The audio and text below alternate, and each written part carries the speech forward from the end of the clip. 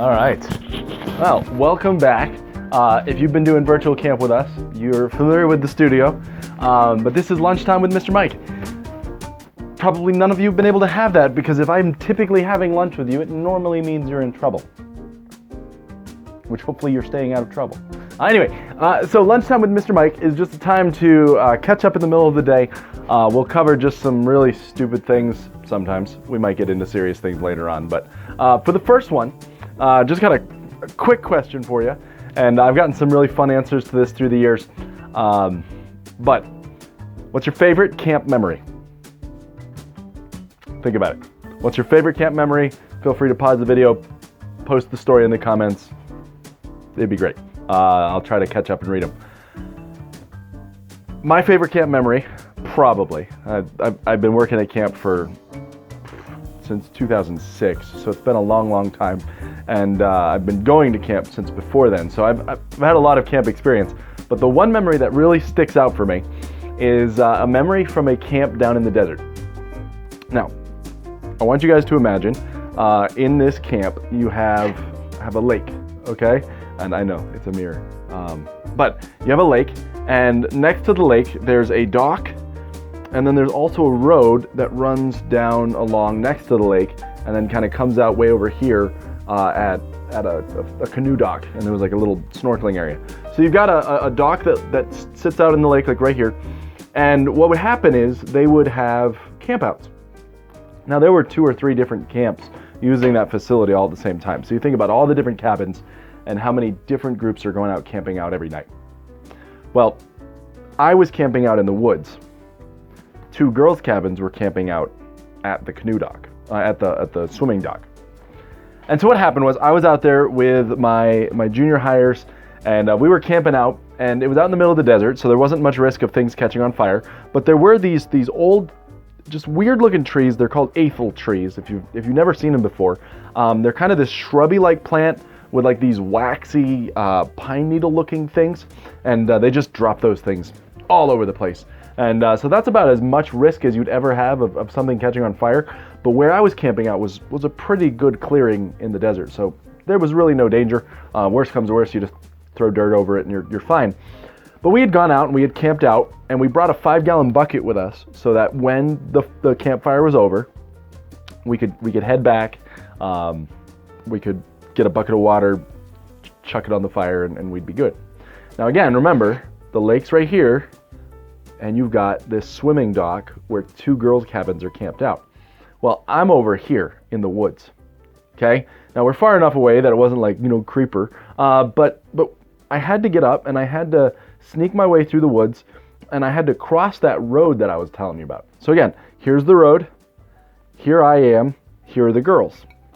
And so what I needed to do is, with my 5-gallon bucket, I needed to sneak across the road, get to the lake, scoop out a 5-gallon bucket of water, and then I had to get back to my campsite, which was, again, through the woods.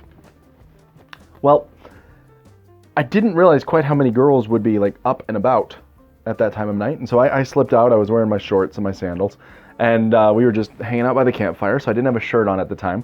And so I didn't necessarily want to be seen by anyone else. I was sneaking through the dark and at night, and I was down the path a good distance from the girls, so I wasn't really worried about that.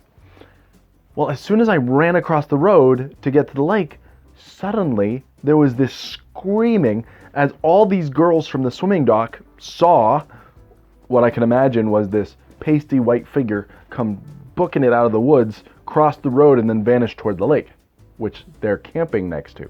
And so they all freak out, and I hear the screaming, and I kind of chuckled, and I was like, okay, whatever.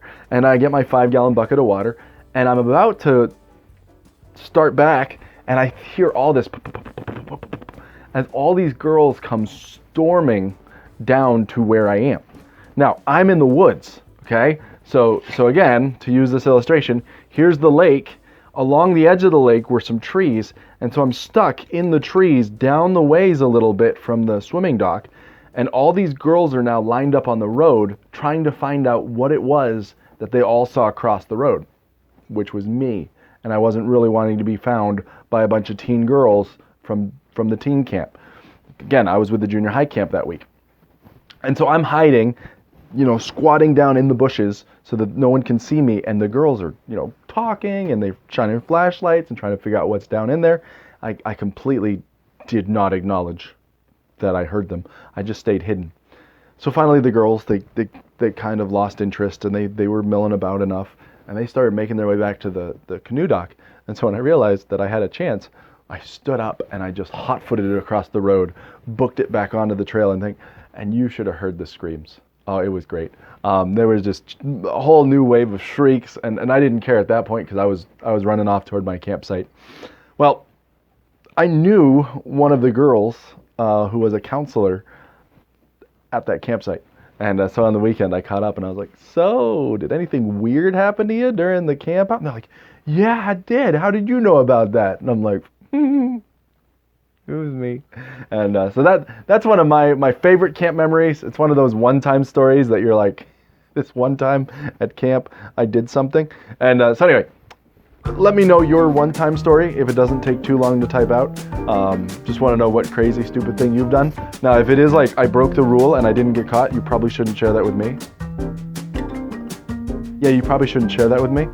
We were doing this at a campfire a few years ago, and one of my former campers, who had gotten in trouble a few summers earlier, was telling stories about how they were throwing rocks at Comstock at night. And I was like, really? And they're like, yeah, we already got in trouble for it though.